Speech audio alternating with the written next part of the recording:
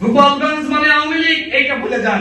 আওয়ামী লীগ তো গোপালগঞ্জ থেকে পালিয়েছে, বিভিন্ন জেলায় গেছে, এখন এখানে গণগ্রেফতার শুরু হয়েছে।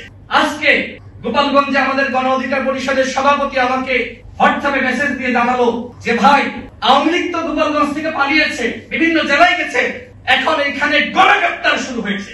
শিশুকে ধরছে, সমকালের নিউজে এসেছে যে 6 জন শিশুকে গ্রেফতার করা হয়েছে, সেখানে নির্বিচারে গণগ্রেফতার শুরু হয়েছে। গোপালগঞ্জ মানে আওয়ামী লীগ, এইটা ভুলে যান। গোপালগঞ্জ বাংলাদেশের একটি জেলা।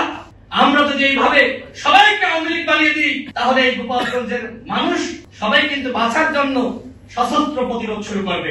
সেটা কি ভালো হবে? সুতরাং আমি স্বরাষ্ট্র উপদেষ্টাকে বলবো, গণগ্রেফতার বন্ধ করেন। 2018 সালের কোন সংস্কার আন্দোলন না হলে এই বাংলার মাটিতে কখনোই গণ অভ্যুত্থান হতো না। এবং সেই কোটা সংস্কার আন্দোলন শুধুমাত্র আমরাই করেছি, আমরাই গণ অভ্যুত্থানের ধারক বাহক, আমরা সেটা বলবো না। ওয়ালটন এখন দেশের সীমানা পেরিয়ে পৌঁছে গিয়েছে 50টিরও বেশি দেশে। ওয়ালটন, ঘরে ঘরে, বিশ্বজুড়ে। এইবার 24-এ যারা ভূমিকা রেখেছে, এদের অধিকাংশই সেই 18 সালের কোটা সংস্কার আন্দোলনে ছিল।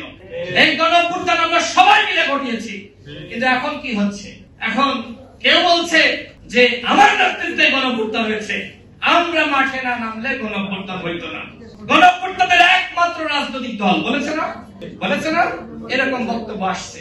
আসলে কি তাই? গণ অভ্যুত্থানের কোন রাজনৈতিক দল নয়, এদেশের 18 কোটি মানুষ রাজপথে নেমেছে, হাসিনার পতন হয়েছে।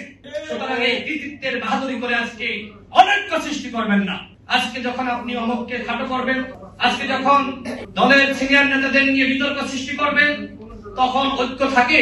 আমাদের ফারুক হাসান বলেছে যে এনসিপির একজন নেতা লাগামহীন বক্তব্য দেয়। গণ অভ্যুত্থানের আগে আমরা কেউ তাকে চিনতাম? আপনারা চিনতেন? দেখেন, আজকে আমি একটা গালি দিই, কালকে ভাইরাল। 18 কোটি মানুষ আমাকে চিনবে, আমাকে নিয়ে মিছিল করবে কয়েকটি দল, ভাইরাল হওয়া খুব সহজ হয়ে গেছে। আর অনেকের মধ্যে এই ভাইরাল রোগ শুরু হয়েছে। এনসিপির এই নেতা অনৈক্য সৃষ্টি করছে, তার ভাইরাল রোগে পেয়েছে। আমি এনসিপির নেতৃবৃন্দকে বলবো, আপনারা গণ অভ্যুত্থানের ভূমিকা রেখেছেন, ত্যাগ স্বীকার করেছেন, পুলিশের হেফাজতে নির্যাতন নিপীড়নের শিকার হয়েছেন, কিন্তু এই কতিপয় নেতার কারণে আজকে মানুষ আপনাদের নিয়ে প্রশ্ন করার সুযোগ পাচ্ছে।